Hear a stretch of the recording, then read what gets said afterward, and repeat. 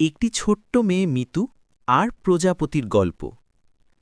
এক ছোট্ট মেয়ে ছিল, তার নাম মিতু। মিতু রোজ সকালে বাগানে গিয়ে ফুলদের সাথে গল্প করত। একদিন মিতু দেখল একটা প্রজাপতি ডানায় ভর করে উড়তে পারছে না। প্রজাপতি তার ডানা একটু ভেঙে গিয়েছিল। মিতুর খুব কষ্ট হল। সে প্রজাপতি তাকে তুলে সাবধানে তার বারান্দায় রাখা একটা ফুলের মাদুরে শুইয়ে দিল। তারপর মিতু তার মায়ের কাছ থেকে একটু মধু আর জল নিয়ে এলো। সে পরম যত্নে প্রজাপতিটাকে খাওয়ালো। কয়েকদিন পর প্রজাপতিটা সুস্থ হয়ে উঠল। সে খুশিতে ডানা ঝাপটে বলল, মিতু, তুমি আমার প্রাণ বাঁচিয়েছ, আমি তোমার পাশে থাকব। তারপর থেকে মিতু আর প্রজাপতি ইনসেপারেবল ফ্রেন্ড হয়ে গেল।